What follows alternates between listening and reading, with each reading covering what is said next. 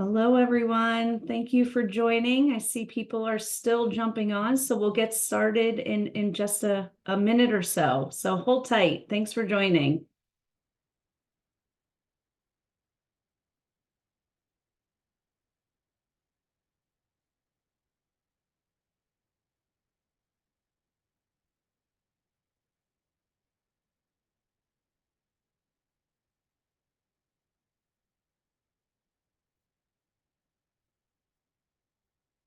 Oh, hello. I see people are still joining us.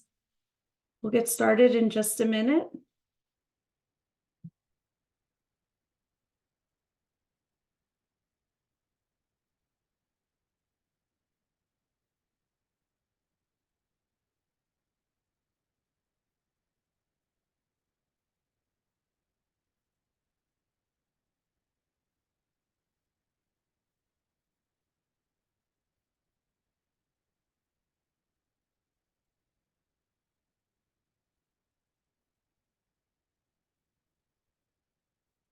Hi, everyone.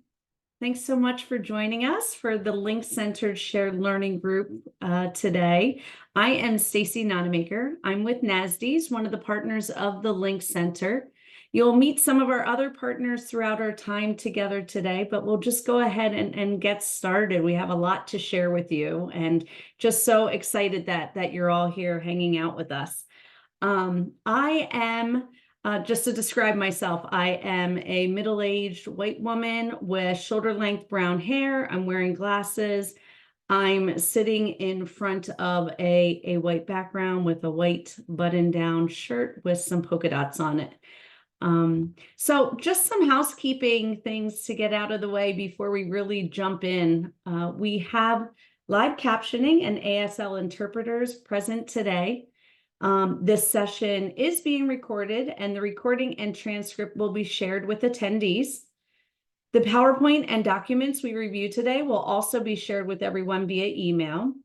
And we welcome you to revisit the content yourself, and please share with your colleagues and others that you think would be interested in the content and all of the resources that we share with you today.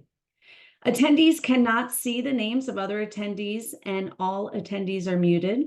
So if you use the chat function in Zoom, which we encourage you to do to communicate with other attendees and hosts in this webinar, you just click on that chat button at the bottom of your screen, but please be aware that your name will appear in the chat if you make a comment. So you can change the display name by clicking the three dots next to your name and selecting rename. We will have representatives from the Link Center watching the chat and responding throughout the session today. If you'd like to submit a question, a comment privately to the hosts and panelists, you can do that by using actually the Q&A button at the bottom there. Following this webinar, you will receive an email with the material, as I said, that we're going to be sharing today. You'll get the recording and the transcript, as well as an evaluation that we ask you to please take a moment to complete in response to your experience with today's shared learning group. So we have an hour and a half with one another today. And while we don't have time to do a deep dive into the topic, we are looking to really start the conversation about how to get you the tools, information, and resources related to the topic of transition. We'll talk in a moment just a little bit more about how we are defining transitioning. We identify that depending on your experience, some of what we talk about may be triggering or hard. So we are just reminding you to take care of yourself. And please let us know in the chat if there's anything that we can do to change the words that we use as we're meeting today. Just a reminder that this is a shared learning group, and I emphasize the word shared. So we welcome all sorts of participation throughout this time together.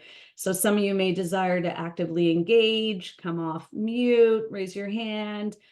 Some may desire just to listen and witness. We welcome all of that in this community. And again, we're just so thrilled that you're all here.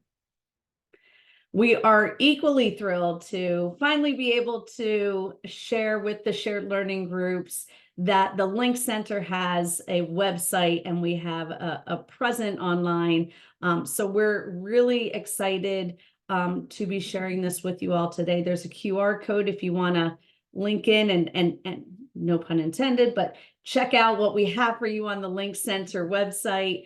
I know that Wendy has dropped the link to the website in the chat as well. We're really looking, this is just the start of the things that we're cooking up and putting together for you all as we all figure out how to better support folks with co-occurring conditions. So take a look. We'd really love to hear your feedback about the website. You can do that on the website, or if you're taking a look at it while you're here with us today, feel free to drop in the chat if you have any feedback or reactions. And then you can also email us, and we'll share that at the end of our presentation today. Okay, so today with our shared learning groups, today and tomorrow, actually, we're facilitating 4 meetings. This one with direct support professionals. Later on this afternoon, one for clinical professionals. And tomorrow we'll be doing a shared learning group, 2 shared learning groups, one for people with lived experience and one for families. Really, all of the information in the 4 presentations is the same. We've tailored it a bit just so that's specific to your role, particularly as we try to engage you all in discussion and really get your feedback and experience around the topic. This presentation is a collaboration among the Link Center partners, including people with lived experience, researchers, and people who work on policy issues. And it just bears repeating because people always ask. So we're recording today's meeting and transcribing it. That means we're writing down all the words that are being said in the meeting. And we will email all of the materials to you after the meeting. And again, we encourage you to share this far and wide. So you'll see this little prompt throughout today. And really what we're asking you all is, when you think about what we're talking about, which is supporting someone through a transition from a hospital to a community place or setting, what are your experiences? What are your go-to resources, trainings, website, or places that you get information and specific to your role as a direct support professional? So if you have anything that you're willing and would like to share, please drop that into the chat and we'll be collecting. As we do with other resources that are shared with us, we'll be vetting them and putting them up on our website. So what are we going to do today? If you would like to, we'd love to have some introductions and learn who's joining us today. So if you want to put your name and any group, association, or membership you may have in the chat, that will be great. It's wonderful to see who's joining us and where you're joining us from. And after introductions, we're going to pivot and really get into talking about supporting someone through a transition. We're going to share some resources and information that we have been digging up as the Link Center. And it's not going to be exhaustive. Like I said, this is just really our first conversation around this topic, but just things that we has really bubbled up for us and as some good and best practices and good thinking around how to better support people through a transition. So we'll share that with you. And then we're also looking to have you give us some feedback, and we'll do that through a group exercise. And hopefully we developed a relevant, timely, something, that you'll be able to relate to, that we can really understand, your perspective, your experience around supporting someone through a transition. So we have some goals for today. So really on our end, our intent is, just as I said, to really share with you what we're finding and what we're learning around the importance and of supporting someone through a transition.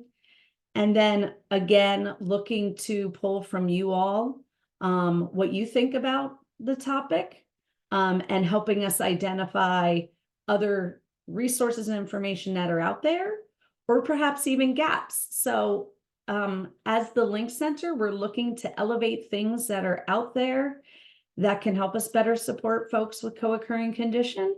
as well as taking action on, gaps that are out there and things that are needed to help you do your work and support people. So I'm going to kick off the topic with, and this is a lot of words on the screen, but I think it's really important, and I'll go ahead and read this out loud. Transitioning from an institutional setting to a community-based setting, or from a congregate community-based setting to an individual community-based setting, is a time of critical importance in people with IDD's lives. Not only does it represent a time of disruption and uncertainty in people with IDD's lives, how the household is established lays the foundation for people with IDD's long-term stability and security to ensure they are able to stay in that home. So we will present information from the perspective of what you as a direct support professional can push for or make happen or prepare for when it comes to transition. We have some other things in the works as the Link Center, like pulling together focus groups with hospital personnel to help us understand their experience of treating and discharging people with co-occurring conditions. But we really hope that these shared learning groups and the focus groups that we're conceptualizing will help the Link Center develop strategies, resources, and information for people to have better, more successful transitions from acute settings to the community. And to talk more about that, we worked with one of our steering committee members, Dr. Kim Jackson.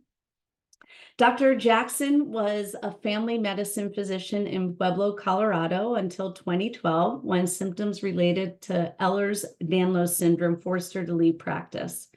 With her slowly progressing health conditions and resulting disability, she began working with the Colorado Cross Disability Coalition, CCDC, on disability rights in healthcare. Dr. Jackson is the appointed chair of the Colorado Prescription Drug Affordability Advisory Council, which works with the Colorado Prescription Drug Affordability Board to make medicines more affordable. She also serves on and chairs multiple committees and boards for Colorado Medicaid and is secretary of the board for CCDC. Dr. Jackson identifies as autistic and also lives with post-traumatic stress disorder, in part due to trauma around accessing healthcare for her multiple chronic health conditions and disabilities. Unfortunately, Kim cannot join us for this gathering today. She's very sorry to not be here, but she has spent many, many hours working with us to develop this content, and I will do my best to represent her message about her experience and thoughts on transition. When Dr. Jackson is able, we really hope that she will record this for us because her message is very powerful. So Kim has imparted on us that when it comes to transition, two things. We have to do this right, because if not, we could cause more harm, like things like post-traumatic stress disorder and things like people being reluctant to seek medical help when they need it. And also, we have to figure this out together. So this takes some partnerships between hospital community providers, individuals, other supporters, primary care physicians, and this really can't be done in silos. So let's take a step back and do some ground setting. We want you to, as we go through this content, take care of yourself and do what is necessary for your comfort and care. We should be gentle with ourselves and each other because this is hard work to do. We celebrate that we are all individuals with different backgrounds. We celebrate that we have shared experiences to learn from, and we know that we are each unique with our own experiences in the world. We listen and share with open minds and kindness. We do not judge or blame others for what they share.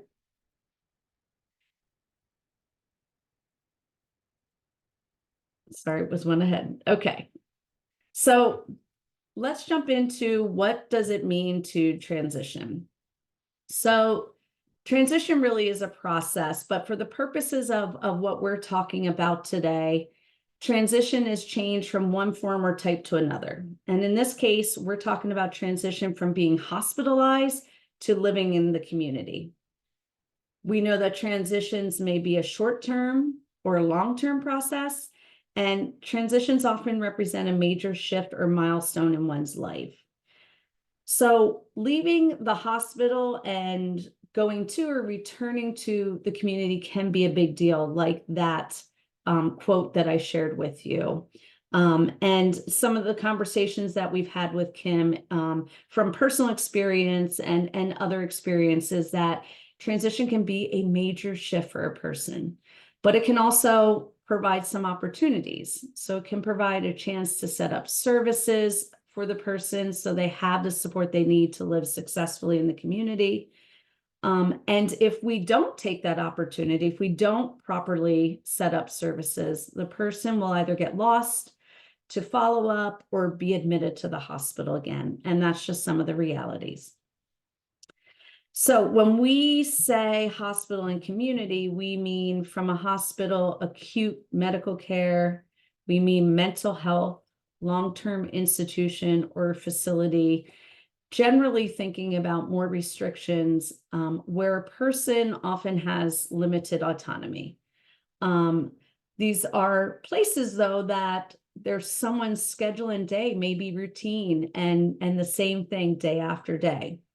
And interestingly, the conversations that we've had with Kim have been around that many people with IDD and co-occurring conditions prefer structure, but executive functioning limitations may make it difficult for them to maintain that or do what's working in the hospital setting in their own home.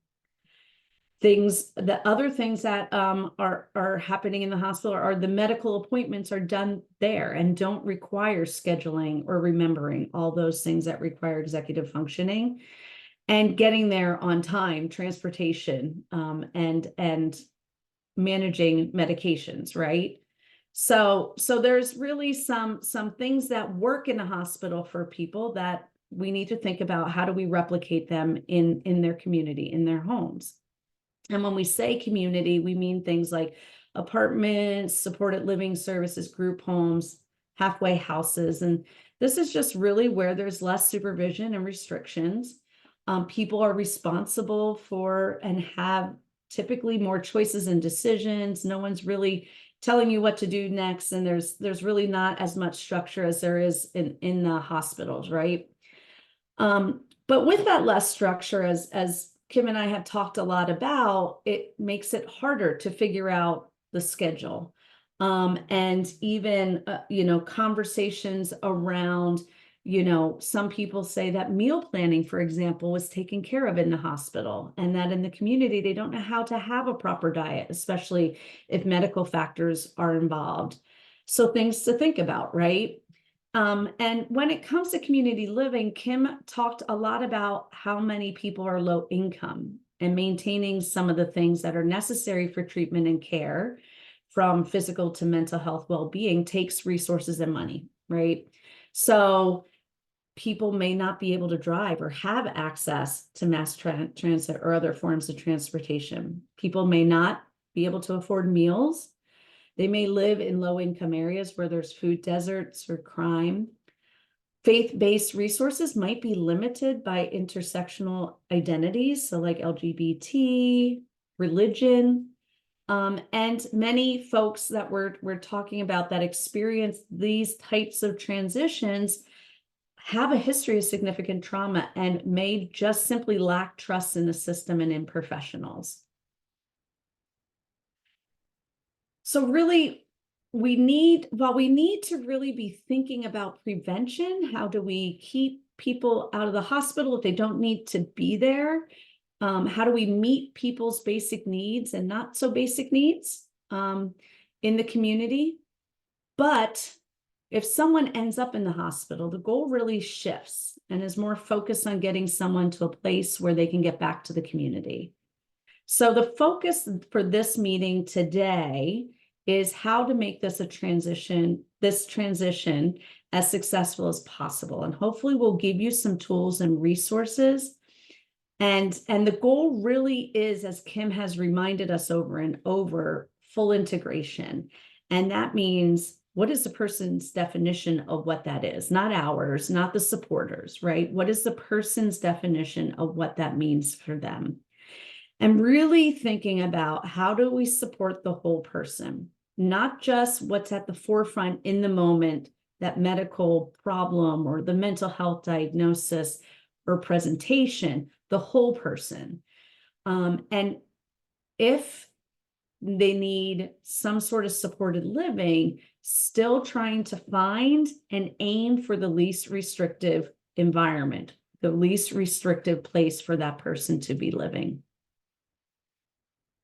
So some more goals, sorry about that, let me go back, is really to, again, to meet the individual's physical, mental, social, and spiritual health needs while living in the community, reduce the need for readmission, and ultimately keep people out of the hospital if they don't need to be there. And Kim continues to urge us and remind us that transition is a process. It's not a checklist. Goals need to be revisited and changes are made if the person isn't satisfied with their situation or how a certain transition have really unfolded. And again, this comes back to when we think about how do we know if a person has transitioned successfully, Kim impressed upon us to always ask the person what they want, what they need, and is it patient-centered? How are we measuring success? What are the markers and milestones? What does it mean for that person? And to really, as supporters, consider accountability. Who's responsible for making sure the transition to the community was successful? And who is going to keep making sure the transition stays successful? And that may be you as a supporter, right? So as a direct supporter, what is your role in helping the person ensure that that transition was successful? Ensure that we know how that person defines what successful transition is. So in the chat, we'd like to hear from you and just go ahead and pop your thoughts in the chat. But we're really wondering, what does a successful transition look like for you? We already mentioned some, but we're curious, in your role as a direct support professional, how would you define a successful transition? And I think what you're going to see as I continue to move on, as you're popping some of your thoughts into the chat, is it's going to be very different. It's going to be very varied depending upon who you support, how that's defined for the person that you support, what they have in the community available to them. So those are the things that we're going to need to think about when we think about a successful transition. So I'm going to keep going as you're hopefully popping some things in that chat. But Kim talks a lot about what she calls large scale and small scale systems and resources needed for a successful transition. When she talks about large scale, she talks about things like, do people have payments to things? Can they pay for their treatment and care? Do they have medical providers and care coordination in the community? Do they have access to community mental health? Do they have income? Do they have social support programs? Do they have transportation? So these are all some things that Kim really identifies as being very important to herself and others that she knows and has supported through transitions. Some things that Kim notes when thinking about large scale systems and resources is with Social Security disability income, that there are high denial rates for first-time applicants. People may qualify but have been denied. People may not have a work history to qualify. And Kim talks a lot about transportation for people who, most areas lack usable and accessible transportation. Many people don't drive, and to have follow-up in the community when people are coming out of hospitals and acute settings, often there are places that they need to be and need to go for that follow-up. So Kim also notes that even if people have Medicaid waivers, the person still needs to be able to schedule pickup, usually needing 24 hours before the appointment, right? And having to schedule that. Not always reliable, may show up late, early, often long wait times. So really transportation is really important to this conversation. Kim talked a lot about the importance of what she called small scale systems and resources, or the words that she used a lot was the grassroots approach.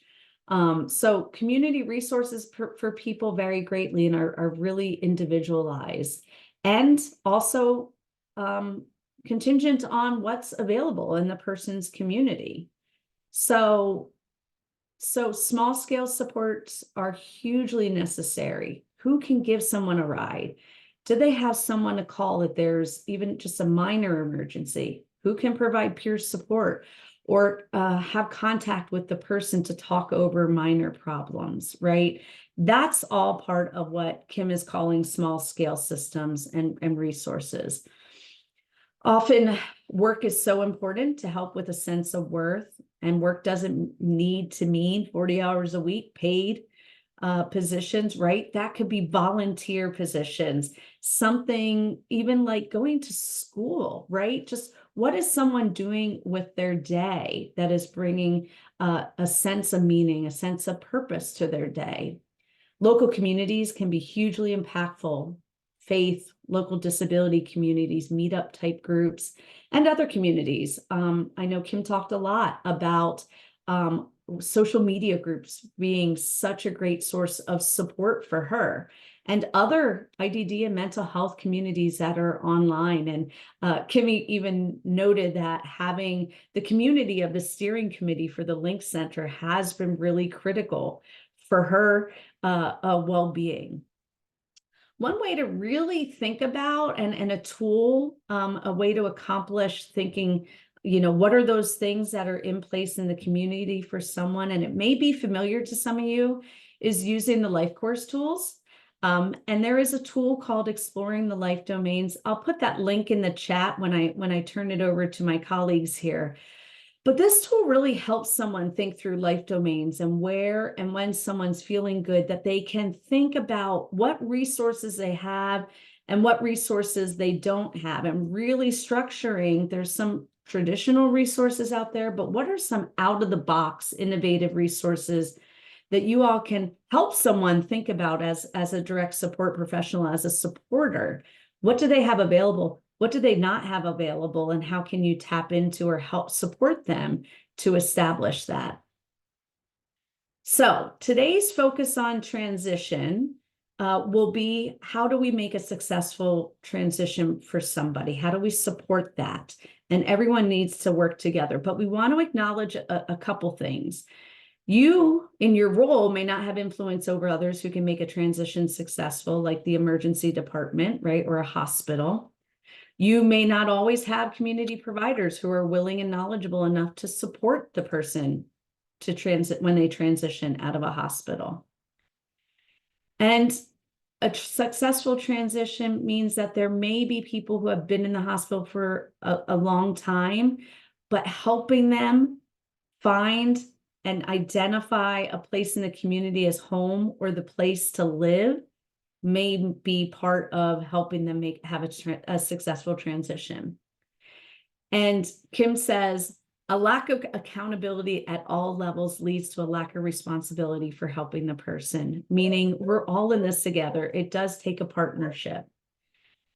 Kim says, consider a grassroots or small system approach for people. There are too many dysfunctional systems, and there's only so much you can do in your role. So Kim wants us to be reminded and remember that transition is a process. So hopefully today we're going to give you some tools, some resources, and things to think about as you support someone who may be transitioning.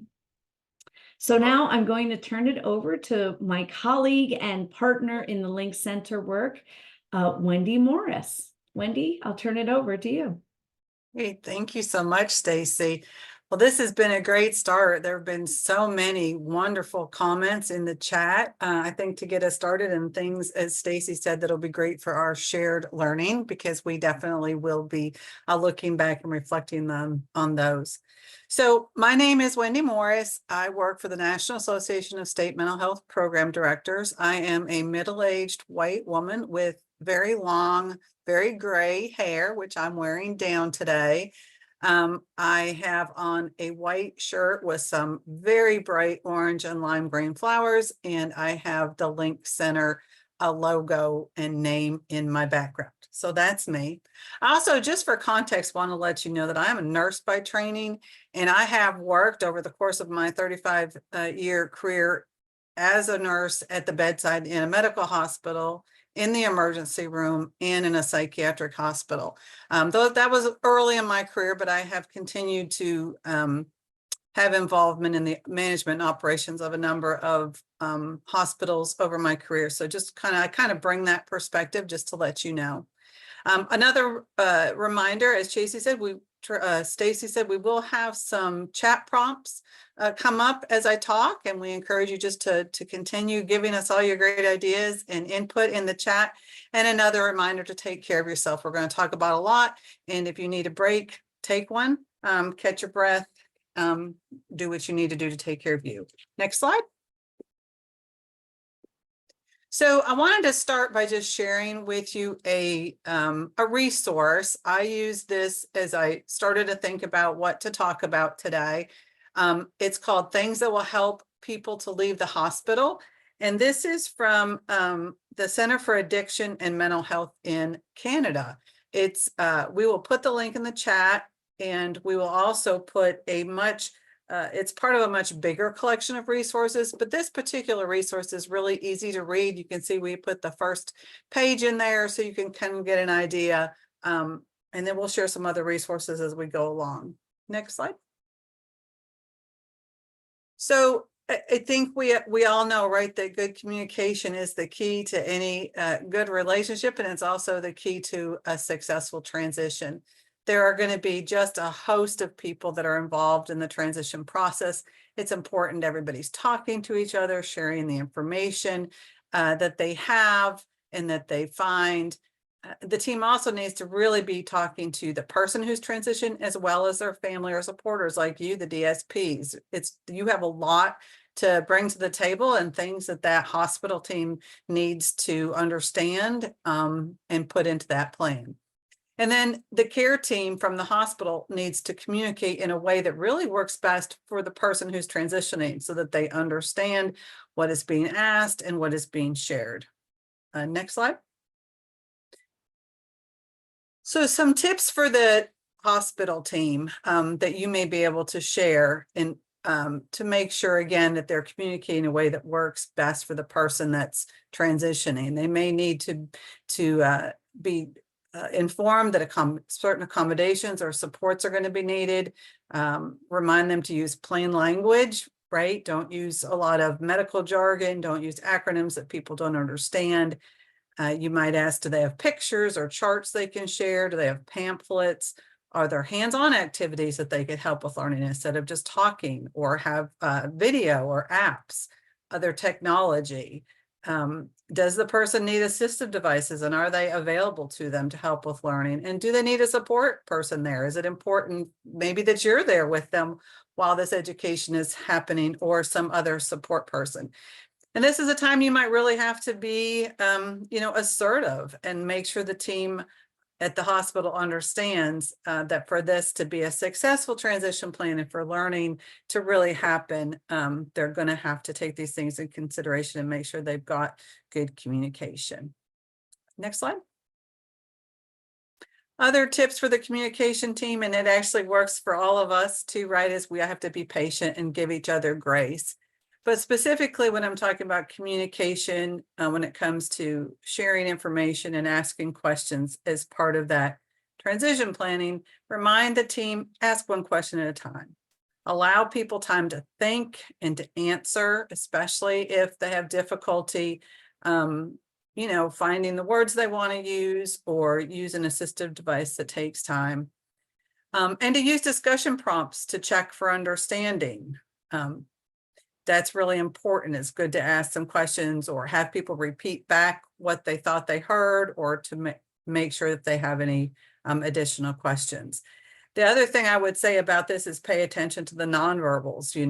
Does the person you're supporting look frustrated or confused? Does the staff at the hospital look impatient or frustrated. And let's bring that up and try to get everybody to, again, take a breath and talk to each other.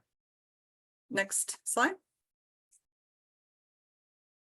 Another, or really the biggest part about transition planning is they have to learn, the team at the hospital has to learn as much as they can about the person who's transitioning in order for that to be successful. So they're going to ask lots of questions. They can learn about the person and what they need in order to do well in the community. And as I said, there's going to be a lot of people on that team, and they're all going to ask different questions. But we all know there are also a lot of them will ask the same questions, which can be frustrating. But we need to remember there are some reasons for that.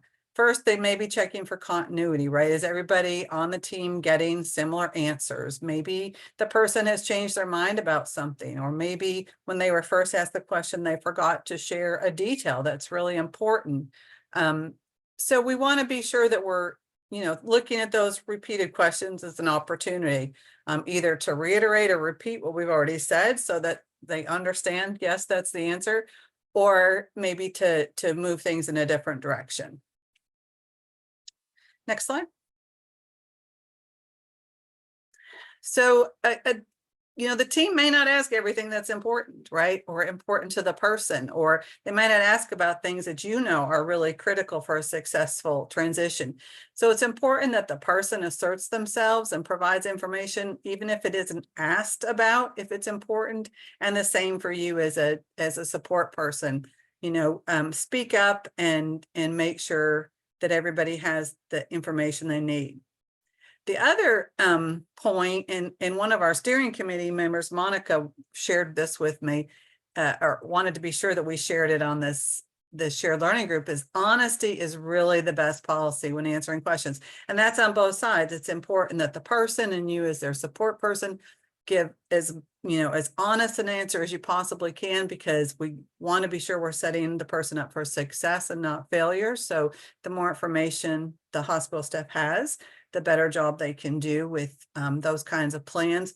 But also it's important that the hospital be honest when it comes to answer. Unfortunately, sometimes people will sugarcoat things or give you the answer they think will get you to agree to go to a certain place to try to move discharge along. So we want to be sure that everybody is being as transparent and open with each other as they can. And then the last point on this slide is just don't wait until the day of discharge until it's time to go before you ask all those questions, because if it's going to change or influence the plan, it needs to be said well ahead of time. Next slide. So really important, again, that the person who's transitioning and their family or any support people be included in this process. We want to be ensure that the person who's transitioning is involved in the conversations and the decisions. And hospital staff may have a tendency to talk to you if you're there supporting the person, or to people on the clinical team, or to the family, and never directly to the person. So do your best to redirect them. And if they continue to not talk directly to the person, be a liaison, say, so Joe, do you agree does that sound like a good plan to you? Or is there anything else you'd like to know? Don't let the hospital staff, forget who the person is there that they're working to help. Again, if the person has anybody, family, other support people, including yourself as a DSP, should be involved in that process as well. You've got information to share that could be really critically important to developing a good plan. And when done right, this process is going to be very person-centered, but it also should be an empowering experience for the person, that they've had input and that they have had a lot of influence over what is being planned, and they feel safe and comfortable about leaving. Next slide.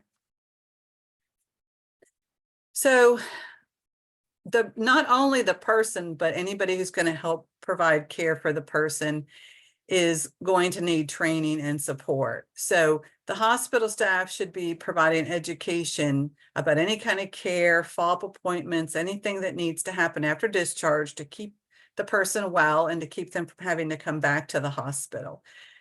They need to ask, and if they don't, we need to tell who's going to support and care for the person after discharge so that they can be educated as well. Next slide. So it's really important that there be a written plan when you leave the hospital. We don't want to just take all this, try to remember it all. I know I cannot do that. And if possible, ask the staff to provide the plan in writing before they start talking about it so that you could take notes. You can maybe highlight some things, ask questions, that the person has an opportunity to kind of look at it ahead of time and see what kind of questions they might have. And again, really important to just speak up if there's additional information needed. You know, you can ask, do you have a printout about this? Do you have any pamphlets? Is there a website I can visit? So if you need additional information, or if the person just doesn't feel prepared, I don't think I'm ready. I need to know more about X, or I don't feel like there's a good plan for Y. So to really be sure that we are being vocal. Next slide. So this is our first chat prompt. What other tips might you offer about communication? Now, we're going to talk a whole lot more about transition and what makes a successful transition. But when it comes to communication specifically, what other tips might you offer? And if you could just put those in the chat, and I'll just wait a couple seconds.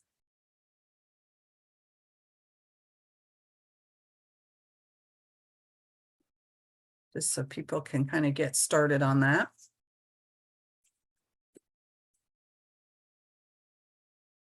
All right, next slide. Thank you. So quickly, I want to share with you my thoughts on a discharge plan versus a transition plan. In my way of thinking, discharge is an event, right? It is the day you go to the hospital. It's when you cross the threshold from that hospital door, that emergency room door, and you're on your way to the community. Transition is a process, and planning for that transition can happen long before even a hospitalization occurs, which we'll talk about in a bit, during the transition itself, during the hospitalization, and even after the hospitalization. So it can be a long process. Next slide. So hospitals are required to do a discharge plan. They're required by their licensure. They're required by their accrediting bodies like the Joint Commission or CARF. And that planning has to start the day that you're admitted to the hospital.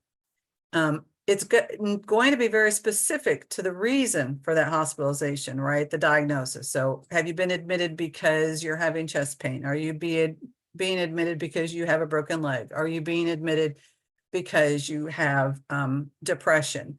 That's going to drive what's on that discharge plan. So it will include where you're going to go. Are you going to go to the home that you came in from? Are you going to a new home? Are you going to go to some sort of supported living facility? And then what kind of care are you going to need? Are you going to need any new medication, any new medical equipment? Do you have follow-up appointments, that sort of thing? So that discharge plan is really, it should be a roadmap for your transition, what you need to know to be released from the hospital.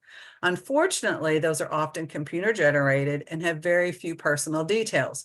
So take the broken leg, for instance.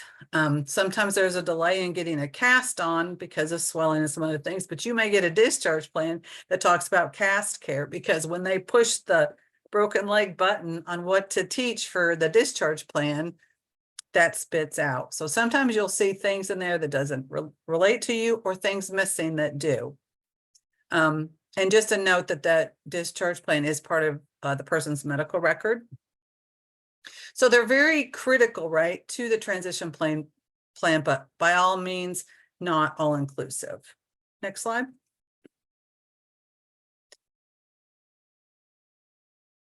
So a few things to think about before transition planning begins. One is to really understand that the longer the person is in the hospital, the more challenging that transition is going to be for everybody. Not just the planning, but the transition itself is going to be more difficult for everybody. And to remember that even a very short stay, even a few hours in the emergency room, can be very traumatizing to a person. Think about some of the treatments for an illness or injury that a person might undergo. And then the whole issue of a loss of control is huge, especially if you've been there for overnight or longer. You may have very limited food options. You may have a roommate that adjusts the temperature to some intolerable temperature for you.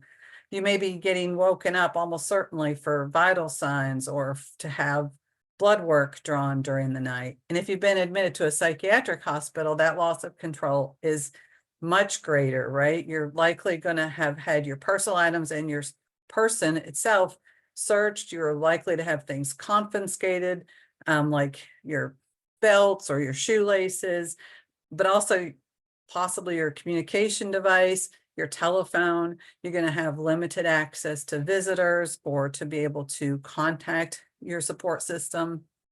Loss of control is huge. Next would be your unfamiliar environment and routine. This is not where you're used to sleeping. It's not your bed. This is not the way you're used to conducting your day. And then separation from your support system or loved ones, pets, comfort items. And it might be something small, like you missed your favorite TV show, or maybe there was a birthday party that you wanted to go to and you didn't get to because you were in the hospital. Next slide. So we got to remember transition can take time. If you've been in the hospital for a very long time, it can take days, it can take weeks. It sometimes is not a quick process. When possible, if the person can visit a new home, if they're going to be discharged to someplace different than they were living before they came, if there's a possibility to visit that or meet new supporters before that transition, that can be very helpful. And to know that if someone's going to a new home, that's going to be a process too. It's for most of us, when we move, it takes time to get settled in and for that place to feel like home. Next slide, please. So here's some just very general information to include in transition plan. And this is all stuff on this page that would be in any kind of discharge plan that the hospital would give you, or should be. And if it's not, you want to ask about it. Again, information specific to the illness or injury that caused hospitalization. So what kind of care is going to be needed? Are there any precautions that need to be taken to prevent relapse or complications that might cause me to come back to the hospital?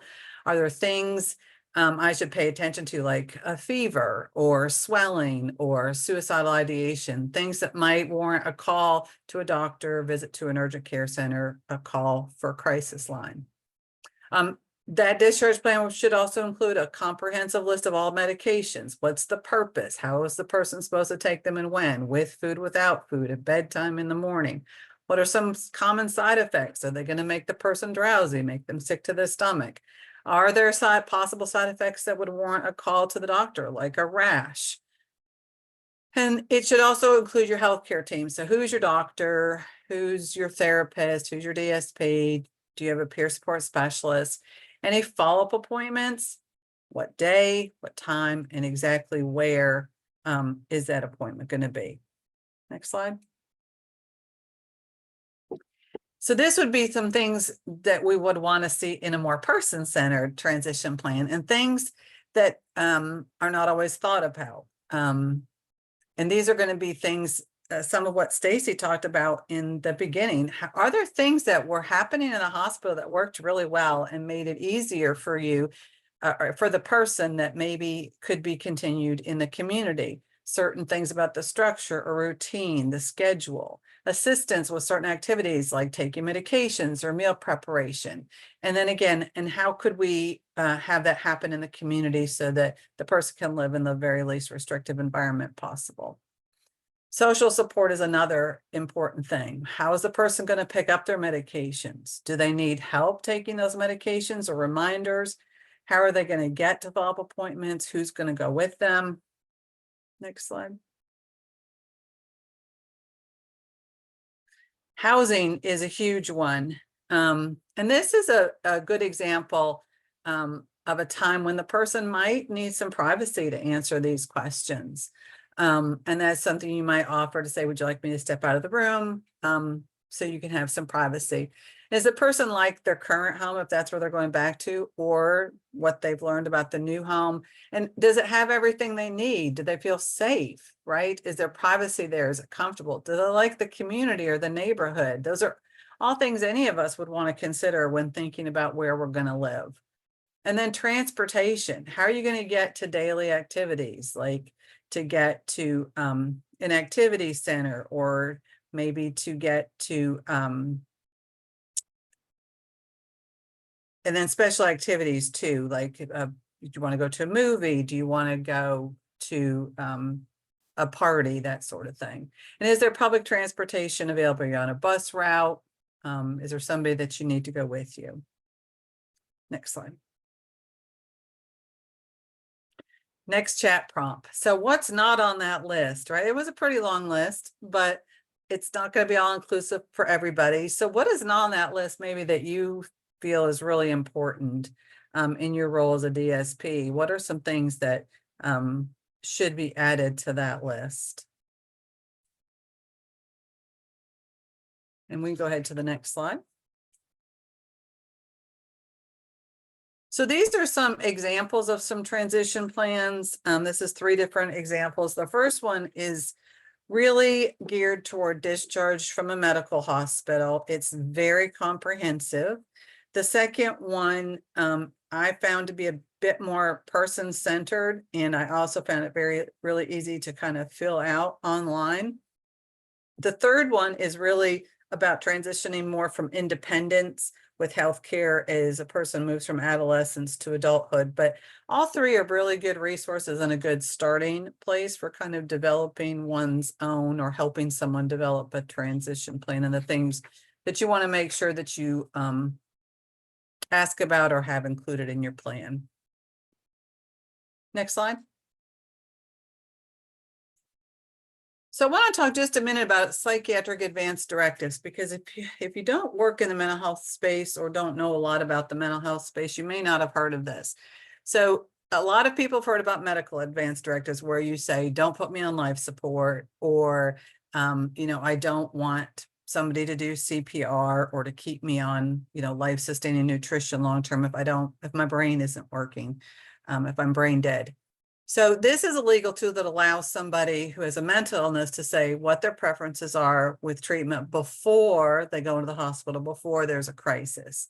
So we've got a link here for SMI Advisor, and this is really just a very general resource. It'll help tell you what is a psychiatric advance directive and why would somebody want one. I will say the very best time to kind of put these plans together is when the person's feeling well. So not while they're in the hospital, but sometime after hospitalization and in advance of future hospitalizations. Next slide. This link is, you can learn exactly what happens in your state. So I'm in the state of Kentucky. I went on here, I clicked on Kentucky. It explained to me the law here in Kentucky. I was able to click on a form that I could fill out and then learn how I could get that to be a legally binding document that I could give to the hospital when I'm admitted in the future. So unfortunately, we're not going to have time to look at it together today, but please do take time to look at it and learn a little bit more about that. Next slide. Another thing about planning ahead, right? Because I said transition can happen before, during, and after. So this is another thing like a psychiatric advance directive that can be done when a person is not in a hospital. And that is to really think about developing a crisis plan, understand what are the things that make me feel bad or make me sicker, and what are the things I know that help them. And this is kind of specific to mental health. There's a couple links here, one on managing triggers tool, and this was covered in some detail when we had our shared learning group on trauma back in January. And the second one is what to do when I don't feel okay. And we talked about that last fall when we did our crisis shared learning group. And there on our website, you'll find links to both of those shared learning groups if you want them in context, but then we also want to share with you, and they're in the chat, the links to these specific tools. Next slide. And then finally, just we encourage you to help the person make a list of what they need when they're in the hospital. We've got an example here that gives, again, what somebody might take if they're being admitted to a medical hospital. But then what else might the person need? specific comfort items, fidget or sensory objects? Do they need extra batteries or chargers for their phone, their iPad, their communication device? Do they need headphones, earplugs, some way to block all the noise and confusion of the hospital out? Do they need sunglasses or a hat to block the effects of the overhead lighting, which can be kind of aggravating for some people? Next slide. So this is just another quick chat prompt. If you have a tool that you use with transition planning and would recommend to other people, we would love to have you share that with us, even if it's something you've developed yourself. If you're able to put it in the chat, and if not, maybe you could email it to us. We would love to see that. Next slide. So just a couple more slides to wrap up this section of the presentation. One is about guardianship. And it's an unfortunate truth that sometimes when discharge planning is very complicated, hospitals can try to tell people they need a guardian in order to get discharged. Guardianship is when another person is given power to make very important decisions for an individual, like where they're going to live and what kind of treatment they're going to get, how their money is going to be spent. There's different types of guardianship, but it's really important that if the person that you're supporting or someone else you know is told they need to be put under guardianship before they can be discharged, call your state protection advocacy organization immediately and talk that through with them and see if they can advise you. Next slide. When a person, again, when they enter guardianship, they're going to lose their right to make legal decisions. And so unless somebody truly, truly can't make their own decisions, they really should not be put under guardianship. And we have a link here for some alternatives to guardianship, and we'll put that in the chat as well. Next slide. So I want to talk just for a minute about a couple laws and payment mechanisms that are available to help support transition. The first, we just want to make sure everybody knows that there was a change in the law that lets people who are in the hospital for a medical reason have their direct support staff stay with them. That those Medicaid waivers can still pay for that service, and it just makes it a lot easier for people who have people that they know with them to support them in the hospital. Do all this great advocacy work we just talked about. The next point here is that the Center for Medicaid and Medicare Services recently provided some information that allows clinical professionals who support a person to get paid to consult with each other on behalf of the person. And as we talked about, that communication is so important to make sure we have person-centered supports. Next slide. So this is my last slide, and this is about just money follows the person. And just a couple things to say about that. I'm just going to kind of read some notes here. So the National Money Follows the Person demonstration program is operated in 43 states in the District of Columbia. So it may not be available in your state, but it's available in most. And that's been since 2008. States have structured their grants differently, but generally it provides funding to support the development of services, tools, and processes to improve access to home and community-based services, HCBS, to Medicaid eligible beneficiaries who need long-term care and supports. So Money Follow the Person is only available after someone's been in an institution like a hospital for a certain period of time and is not available for all institutions. For instance, it might be difficult to be used if you're being discharged from a psych hospital, especially if it's a state hospital, state-run hospital. So it might be important to flag its limitations or learn how it works in your state. From the start of the program in 2008 to the end of 2020, Money Follows a Person helped 107,000 Medicaid beneficiaries who've been residing in inpatient long-term care, such as hospitals, nursing facilities, ICFs, or institutions of mental disease. And so that's pretty exciting. And we can help you find more information about that if you need. So with that, I'm going to turn this over to my colleagues from NASHA, the National Association of State Head Injury Associates, to go over our group exercise. Thank you.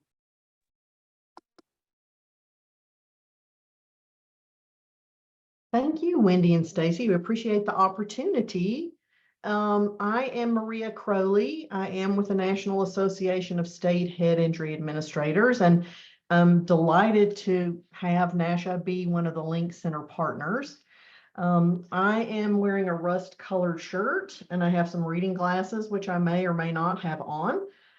There is a ticking clock in the background that you might can hear if you listen closely, and a Link Center logo behind me as well. You might also notice my Southern heritage from my accent. So enough about me. We want to pose a group exercise to you to think through and respond to based on some of the factors that we have just heard from Stacy and Wendy and some of the tools that you have been exposed to during our session today. This particular situation is very much tailored to the kind of work that you do as direct care professionals, and we want it to be interactive and helpful to you. We learn a lot from the responses that you have and some of the challenges that you experience, and you guys have an opportunity to learn from each other. So we are going to read through that, and we want you to be thinking about some of the ways that you might approach this particular situation and some of the solutions that you might have. So we go to the next slide. So here we are. Let me read through this for you, and you guys be thinking about some responses to this situation. You've brought Isabel into the emergency room after they started acting confused about dates and people. You've been working in Isabel's home for almost 3 years and have never seen them like this. Isabel had a long wait in the emergency room as staff did not believe the confusion was new. They finally found that she had a urinary tract infection that was so bad they needed to go into the hospital for a few days of antibiotics. In addition to being confused, Isabel was also worried about their cat, their cell phone that was left at home that they forgot, and that they would lose their job while they were in the hospital.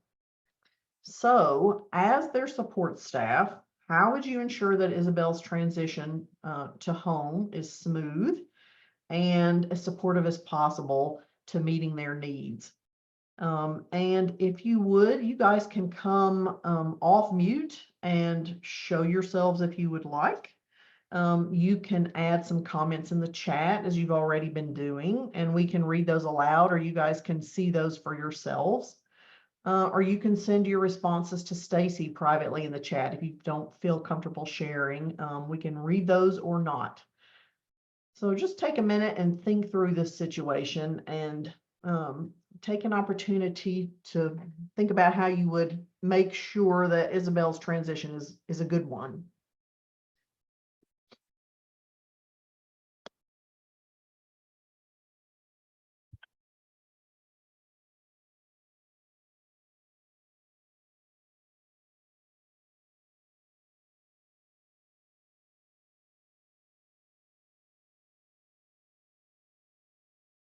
And while you were doing that, I have a partner that is working with me.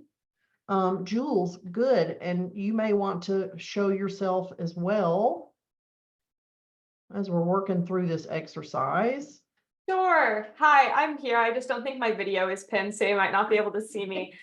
I'll introduce myself real quick. I'm Jules Good. I use they, them pronouns. I'm the programs coordinator at the Autistic Self-Advocacy Network.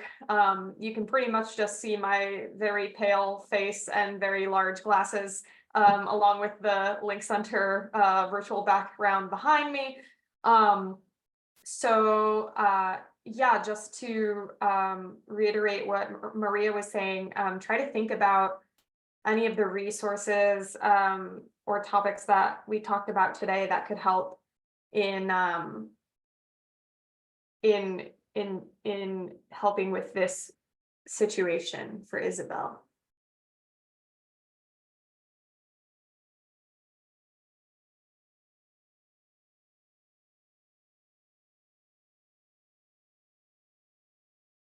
Sharon, that's a great point. Having an additional list item for admission to the hospital with a plan for a service or comfort animal. We don't know if that's the case with Isabel, but it certainly could be.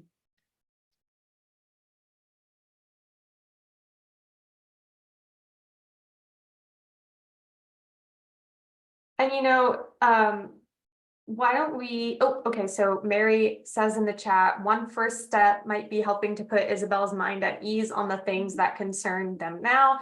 Make sure they know that their cat will be okay and that their job will be safe.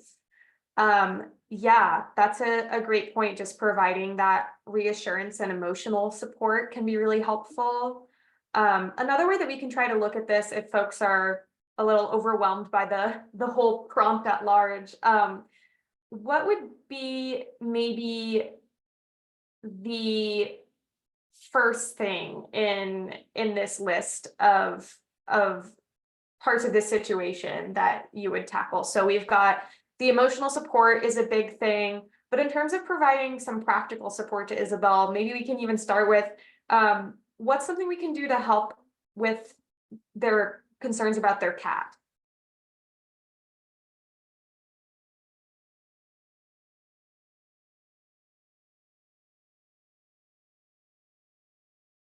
And we certainly know from our own personal experience that, the animals that we have often are the biggest support that we might have, and so critical.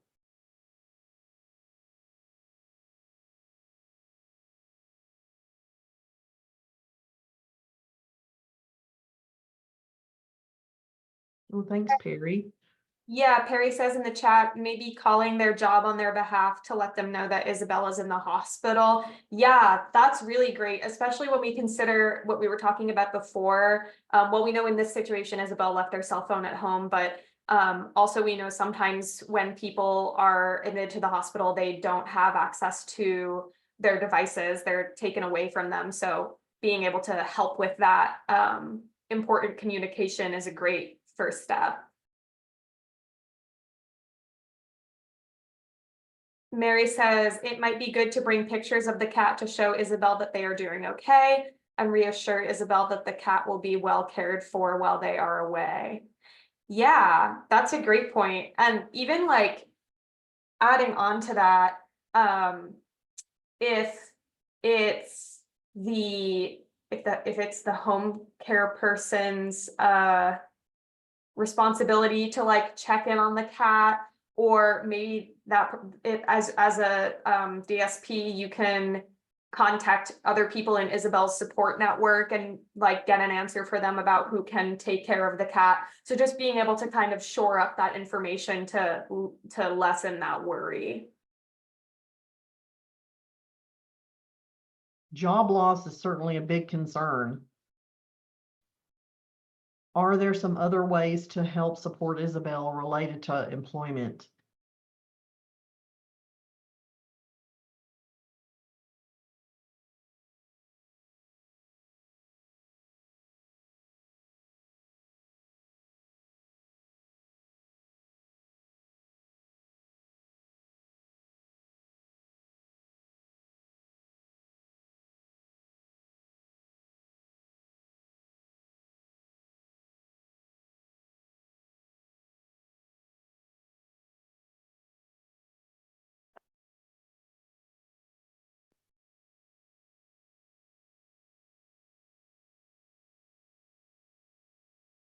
Thanks, Perry. So maybe depending on her employment situation, you could certainly talk about FMLA if applicable. We don't know if she has, used up a lot of that FMLA, in times past, or if this is the first time she's maybe had to access that, with her employer. Sharon is a great point. Also, if there's an employment specialist or a job coach that's involved, maybe they could meet with her employer and come up with a plan together, that helps her return as soon as possible and when she's ready to return.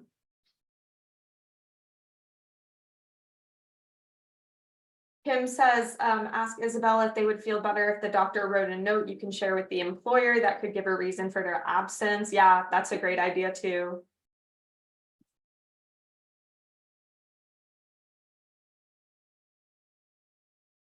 Stacy says often jobs have a handbook and will capture rules for termination. Perhaps sharing something concrete like that, something she can reference would be helpful. Yeah, even just like helping to remind someone about their like workplace policies, especially when you're in a state of confusion and you're not feeling well. Keeping track of all of those things can be really stressful. So just helping to find that information and remind them about it. Mary says, hopefully her employer would be willing to send a note or voicemail to let her know not to worry since she is sick. Yes, we do hope that, don't we? We hope Isabel has a good employer. Sharon says, making sure the employer understands ADA and perhaps the employer and Isabel already has a plan for their reasonable accommodations.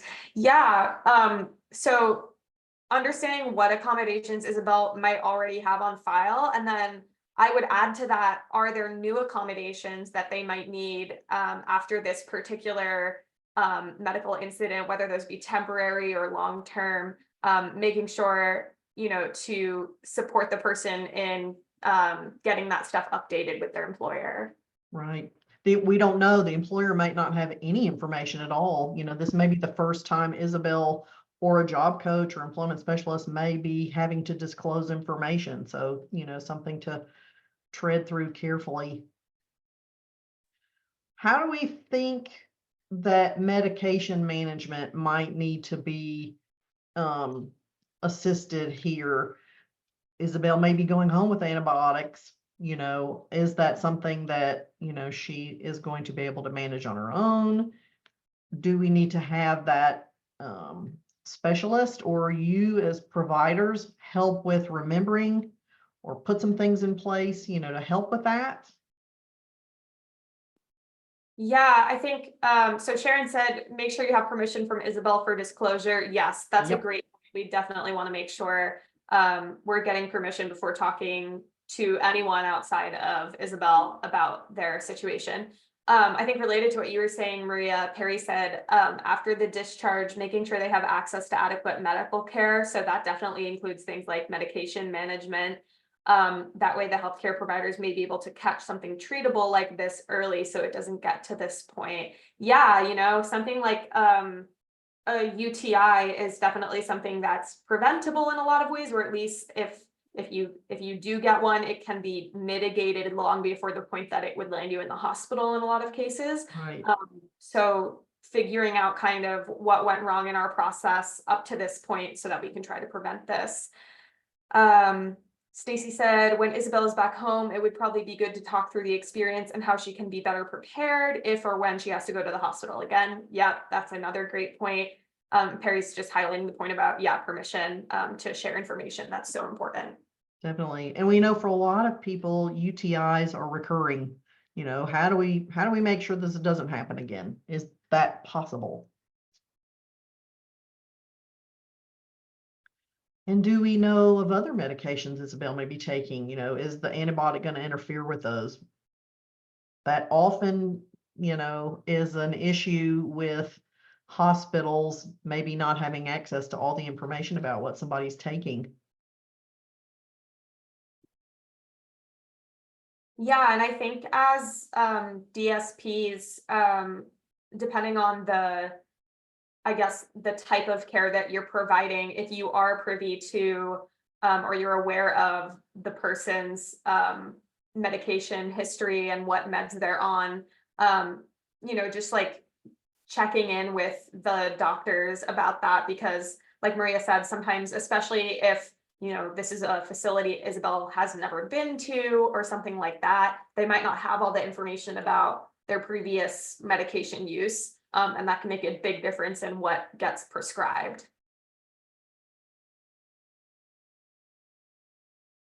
Perry says, explain about what the medication is for and the risks in a way the person can understand.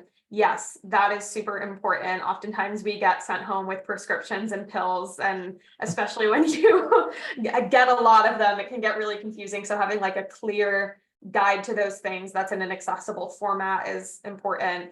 Mary said, oh, forgot to say that someone could bring a cell phone to Isabel. It is hard to be without phone for lots of reasons. Yes, that's a great point, and hopefully something that could easily be done. And yeah, Dr. Deb in the chat says, yes, the medication needs can also look different across systems. Yeah, for sure. And Isabel may be using that phone as a cognitive reminder to take her medications. You know, it would be really important for her to be able to access that. Or as a communication device, or Right. all kinds of different things. Right. Something maybe to think about before we close out our exercise that I was thinking about. When do we know that a successful integration has occurred for Isabel? What looks like success here to you?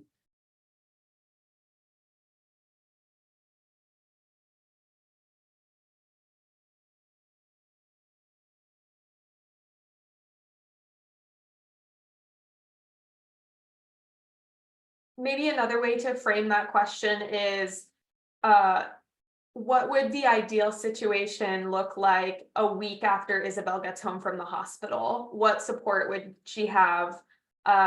What would be the same or different as what her situation was before going to the hospital? That's a great way to phrase that, Jules.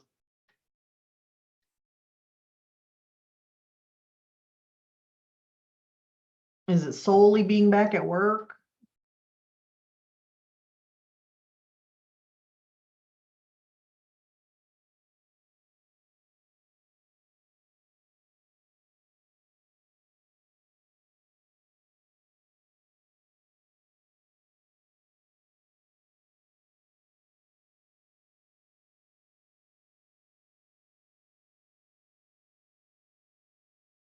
Mary says Isabel is back to work, back to taking care / interacting with Kat, and is feeling great. Maybe even with some tips on how to prevent the UTI from happening again. Yeah, so I think like just to kind of pick apart that response, right? Like she is kind of back to normal in terms of like major life activities, is like feeling good and satisfied with how things are going, and is even like better prepared for the future.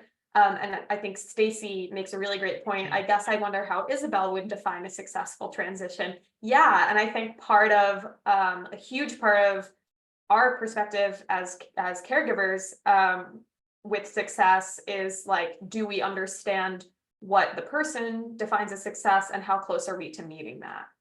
Exactly. It's a great point, Stacy. And going back to something Perry referenced before, you talked about good nutrition. It's important to keep up with that when you are returning from the hospital.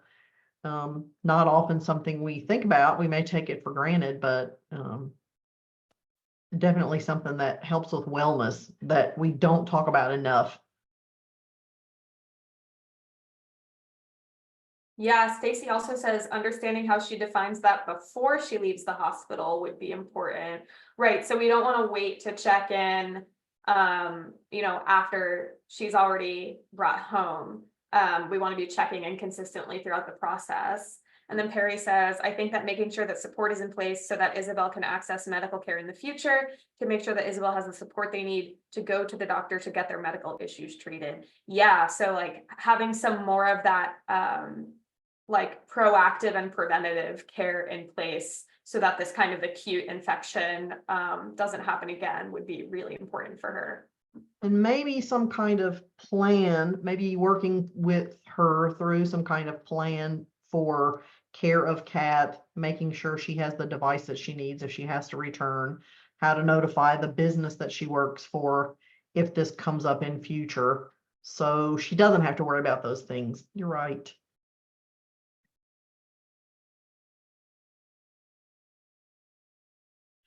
All right, Jules, do we feel like we've addressed as much as possible? Yeah, I think so. I think folks had a lot of good insight about different parts of this process. And I think just like one thing that I would drive home about this is that planning ahead is super important, and also taking time to think about this experience and learning from it and taking note of what happened so that if there is a similar situation that comes up again in the future, you can use that knowledge. For sure. For sure. Thank you all for participating with us on that. I think it's a good practice to go through, and we have gotten some good strategies from you. I think we turn it back over to Dr. Deb Peinels to finish things up for us. Great. Hi, everybody. Can you hear me? Yep. Okay. Hi, everybody. I'm Dr. Deb Peinels. I work very closely with Stacy Nonemaker and everybody at NASDs and the partners and our steering committee to help develop these shared learning groups. I'm a clinical consultant to NASDs and the Link Center.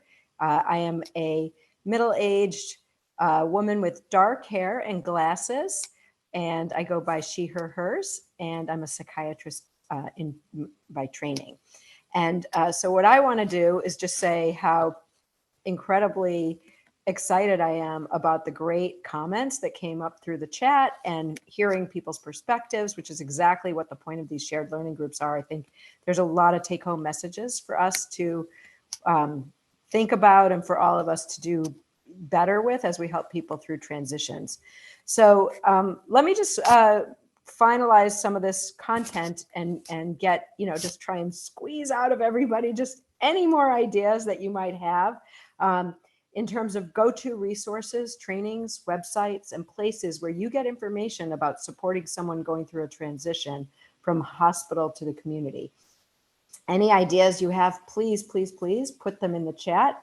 That would be awesome, and we will be able to use them to help develop more resources for you, which is the goal of the Link Center. Next, and you can do that while I'm speaking as well. If something comes to mind, just pop it in the chat and that would be great. Next, I want to let you know that we have more shared learning groups after today and tomorrow. Today, we're going to do one with the clinician group. We're going to do the similar one on supporting someone through transition. And then I believe it's tomorrow we're doing families. Yes, tomorrow to families and individuals. It's two separate groups so that we can hear their perspectives, and then we can put that collective wisdom together to help, again, inform all of our work together as we build out resources. And then August 20th, we have another shared learning group. And this one, the theme is going to be supporting the whole person. A lot of what you talked about today kind of brings that up about supporting the whole person, not just looking at the person for this moment at this time, or just medications or just this issue, but the whole person and what are their needs. And so we have for direct support professionals, one on August 20th from 1 to 2:30. Then we'll have one for clinicians that same day. And then the following day, one for families and one for individuals. So please put those on your calendar and join us. I just want to remind people that we are so excited that we actually have a website for you to turn to.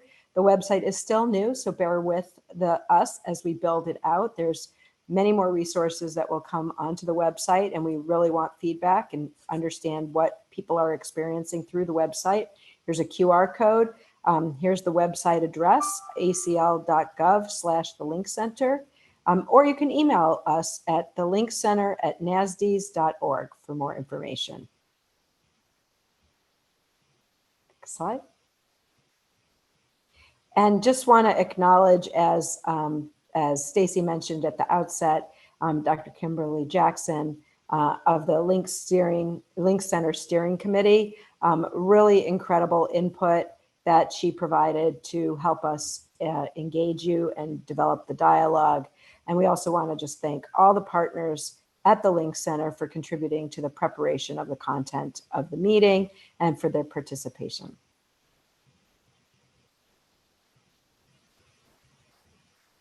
And with that, I think we can conclude. Thanks, everyone. I did drop a link in the chat. I mentioned the evaluation. If you could take a moment and just click on that link and complete the evaluation for your experience today with today's shared learning group, that would be amazing. Thanks you for joining us.